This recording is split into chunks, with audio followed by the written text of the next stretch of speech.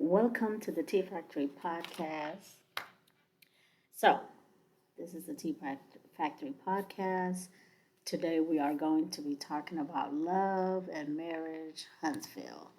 Um, at the beginning of the season, for season 10, at first I was like, I'm going to review it. Then I changed my mind. I said, no, I'm not going to review it. Now I'm going to review it because there's really nothing out there to really talk about. Um, Bell Collective is like coming to an end after like only 7 boring short episodes, and then I think I'm gonna start reviewing Ready to Love Detroit. I need to hurry up too because I think they're on episode 3 if I'm not mistaken or 2, but I'm going to upload those videos for Ready to Love. Be sure to check those out. So, but today we're going to be talking about Love and Marriage Huntsville, Season 10, Episode 9. The episode is called Can We Fix It? Ken, spelled Ken. Um, and I don't know how the hell they came to 10.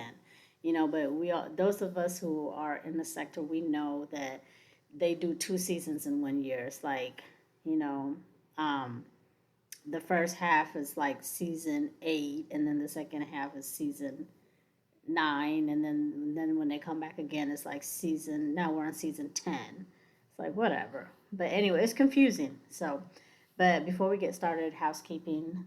Section 107 of the Copyright Act of 1976 says that there is an allowance for fair use of copyrighted material for such purposes as criticism, comment, news reporting, teaching, scholarship, and research as examples of activities that may qualify as fair use.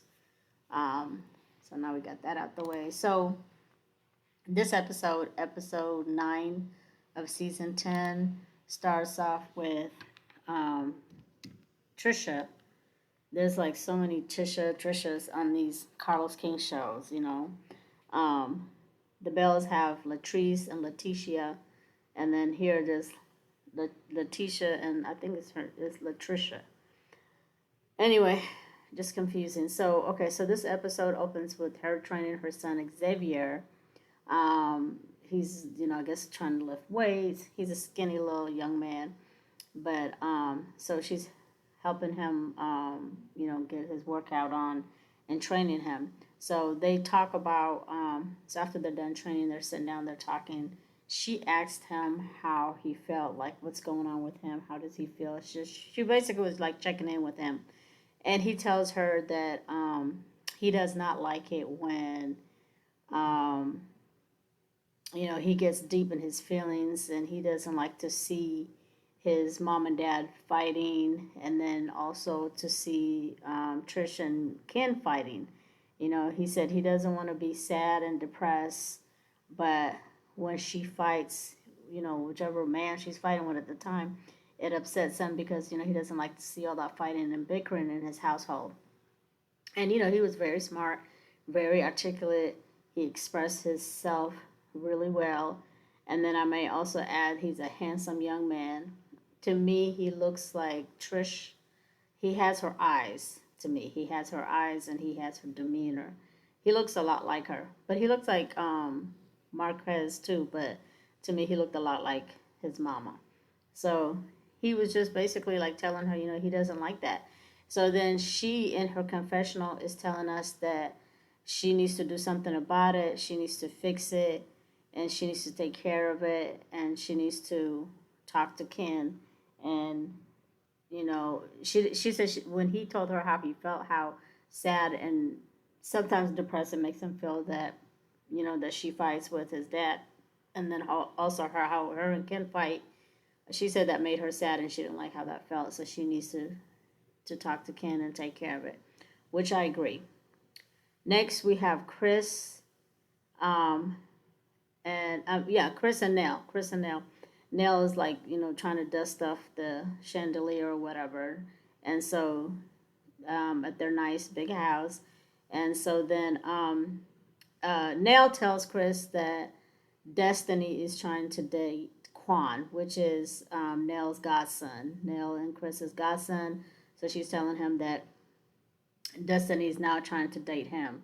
And he's like, what? Are you serious? And then also she tells him that Letitia Scott was talking to Destiny, or she told Destiny that Mel knew about Lance's baby. So apparently, like Nell was trying to say that she didn't know that Lance had a baby on the way, and so she was saying that Letitia told her that she did indeed know. And I feel like, you know, maybe she didn't know. Even though that's her son, maybe she didn't know because maybe Lance was hiding it from Nell, or maybe Lance himself, he probably didn't even know that he had a baby on the way, because sometimes when some females, it can happen, if they're not in a committed relationship, or if they're not married, and maybe the girl was seeing other people besides Lance, and then she got pregnant, and maybe she wasn't sure at the time who was the baby daddy. Maybe she had planned on having Lance take a DNA test. Like, there's so many factors to consider. So there is a possibility that Nell is telling the truth, that she did not know that Lance was having a baby. So for them to kind of act like, how you didn't know your son was having a baby? I mean, the same way that you wouldn't know if your son was having a baby and he didn't tell you. I mean, like Tish, her son is a young man. He's a teenager. I'm sure he's not out there doing grown people stuff, but when he does, things can happen. So it's just crazy to me how some people, um, how Letitia was assuming that Nell could have been lying about not knowing that Lance was having a baby. Because if he didn't tell him, then they don't know. Okay, you don't know what someone hasn't shared with you. So next we have Destiny meeting up with Quan, sitting down. So they meet up at a restaurant. They're sitting down. They're talking. She said that he was a bodyguard for her for an event that she was having. So their relationship was a business relationship. That there wasn't, that they weren't dating, that they weren't talking. And she said, I guess somebody was saying that she was making googly eyes with him. So they ran back and reported that information to Nell or to Lance, made it appear that Destiny was dating, or her and Quan was dating. But from that conversation that they were having, it did seem as though they actually wasn't really dating. It did seem like initially um, their relationship was of him being a bodyguard of sort at an event that she had. And so, because when he greeted her, he said, um, Miss Destiny. He called her Miss Destiny. And usually, if you're dating, you're really not going to call the person you're dating Miss So and so. So that kind of gave away to me that I kind of feel like this. I believe that this scene was fake, because Destiny is always trying to create something that is not really there. And I really don't believe that she's dating Quan. I do believe that it is a professional relationship, but because Destiny's so fake and thirsty to have a storyline, she will always fake stuff. Because now that Sunny and Moses are not here to be her storyline, she has to fake a scene and now make it look as though she's dating Quan. I didn't believe I do believe that they have a professional relationship, but I don't believe that there was any romantic situation going on between them. I believe that that whole scene was fake. And then another thing, Destiny sitting up here talking about she needed a bodyguard. A bodyguard for what? First of all, Destiny, nobody is checking for you. Nobody's checking for you. You don't have any events that people are breaking the doors down to get in. And you're like a D celebrity. Okay, you're only a little bit of celebrity because you're on the show. And it seems like every time, whatever Melody Cherie Rogers does, it seems like Destiny always tries to copy that. Because, Mel has a bodyguard. She has a full time bodyguard. And so now all of a sudden, on this episode, dumbass Destiny is talking about she needs a bodyguard and she has a bodyguard and Quan is the bodyguard. Like, that was irritating for someone. I'm trying not to be biased, but I don't like Destiny. Cannot stand Destiny. So I always feel like she's always trying to copy and do whatever Mel is doing, but that was fake to me. The whole scene about her and Quan. Anyway, so let's move along. We're gonna move on because I'm getting irritated because she irritates the hell out of me. Okay, so moving along. Um, okay. So the next one is Lance. Um, so let's see. Oh, okay. I'm going through my notes, y'all. Sorry, I messed up on my notes. Okay, so the some of my notes that I was looking at, basically also too she said that she was talking to Lance, and he told her that Quan was her god was his god brother, and she didn't know that he was his god brother. So when she found out, she said, kind of, made her feel away. And then she says that um, um, she wanted to talk to Lance because she didn't want him to find out about things the way she found out when it comes to Lance, that Lance had a baby, and she found that out online. Yes, that's just the part I was gonna talk about. So I'm like trying to figure out. I was trying to make sense of my notes. Girl, please. First of all, Lance and Destiny were not together. They were not together, allegedly, and in my opinion. And I just have to say allegedly because I wasn't there. But from seeing, the show, and someone who's watched the show since day one, Lance and Destiny were not in a real relationship. That, again, was a fake storyline relationship, in my opinion, and allegedly. So for her to sit up in here again to bring this shit in our faces, talking about she found out about Lance having a baby on the internet, girl, y'all wasn't in a real relationship, and Lance does not owe you an explanation and have to explain to you and tell you that indeed he did have a baby or he didn't have a baby. You over here, first of all last season, she was fighting with Sonny and Moses. You were worried about Moses. And then, like, towards the end, you started, like, kind of like incorporating Lance into your storyline. So, Destiny, in my opinion, you guys, Destiny's storyline is fake. The Lance storyline is fake. Quan is fake. Moses, okay, we know she was dating Moses, but she was doing the most with Moses for storyline. The storyline about Moses wasn't fake because we know she was really dating him. And then, of course, we have Sunny to confirm that that part was not fake. But Lance and Quan is fake as hell. Fake as a $3 bill. Okay, fake as a $3 bill. And Lance is going along with it because he needs a storyline to be on the show too. So he's gonna go along with the bullshit. So when she said that, I was like, girl, please shut the hell up. I don't like to see Destiny on my screen, you guys. I don't. She needs to be off the show. Um, so then we have Ken. Ken and Trish is talking about their relationship. Oh God. And he's basically telling her that nobody has any regards for his feelings, how he feels. It's always about them. Sometimes, if she's mad at him, she might not even feed him. He might not even eat. He doesn't like to be mistreated, and he doesn't understand that, whatever she has going on in her life, whatever the anger and frustration she may experience, she kind of like takes it out on him. And sometimes he might not eat and go days without eating. Like, girl, I mean, man, please, you can go down to the kitchen and cook yourself something to eat, or you can you can go to the restaurant and get yourself something to eat. I'm sure you have some money. So um, and then, he was saying that he understands that she's gone through some trauma and has some pain and hurt. She's lost both of her parents and her sister. He sympathized with her, um, but he just doesn't like it when she gets angry and she lashes out on everybody. And that's true. I mean, Trish does need to do a lot of work on herself. She does need to go to counseling and therapy and stuff like that.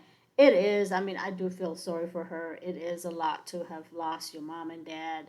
She said it was like 7 months apart, and then she lost her sister. That is a lot, to lose. I mean, your mom and your dad, and then your sister. These are like close, people that you've been attached to your whole entire life. This is not like a friend or a long distance relative. This is someone that you have, you know, your whole entire life. So, yeah, I certainly can understand that. And I do feel sorry for her, and I hope she gets the help that she needs. But he is right, though. She does not need to be taking it out on everybody. So then the next scene, we have Chris and Nell at the daycare.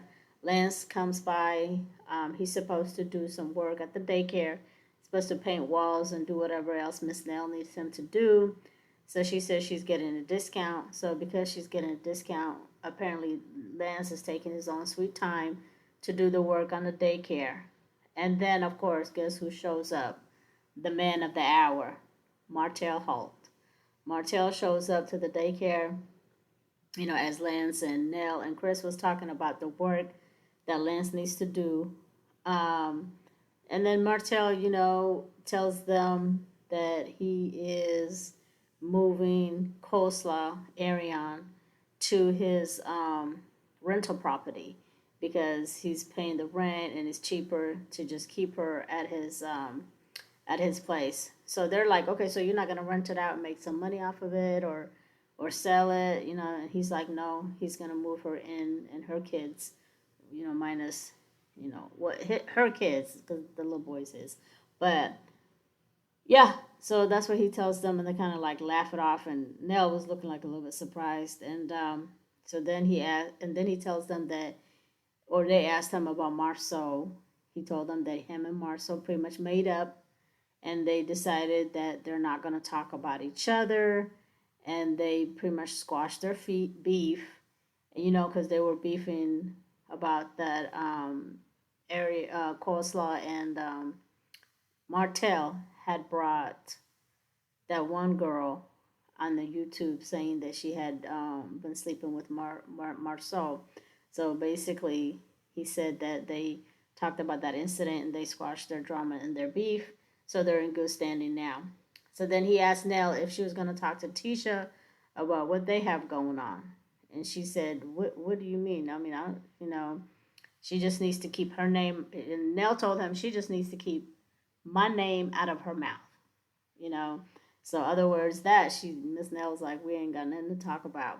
So and I don't know what beef that they have. I guess the beef that Tisha and Miss Nell have is probably, I guess, her telling Destiny that Nell knew about Lance having the baby, but we already talked about that. I mean that yeah, that's his mama, but she probably didn't know because if Lance didn't tell her, she's not gonna know. So anyway, that looks like that's what's gonna be the storyline for the next episode. And the next episode seems like they really get down and dirty from their review. So from the preview, we're gonna see what happens. So then anyway, so Martell leaves the daycare. Um, and then the next scene we have Trish meeting up with Dr. Francis. Now, when I saw Dr. Francis, y'all, I was so happy to see him on my TV screen. I love Dr. Francis. Um, I'm not that far from Alabama. Maybe I can call him. I'm just kidding. It's like everybody. I feel like everybody needs to go sit on Dr. Francis's couch. Everybody, okay, everybody on the whole planet needs to have a session with him. And he just seems so. He seems like genuine, and you can just open up, and he's gonna tell you the real deal, Holyfield. And he speaks with so much love, care, and knowledge. So I like Dr. Francis. So she tells him that she has a lot going on. She tells him that she lost both of her parents and her sister. She's been angry with life. Um, she has a heavy heart, and she starts to cry. And she's crying, and I feel like she felt that she can talk to Dr. Francis, and that's the best person for her to sit down and talk to. Like, out of the whole state of Alabama, in my opinion, obviously we don't know all those other doctors, but from what we see, Dr. Francis seems to be a good therapist and the best person for her to sit down and have a conversation with on the couch.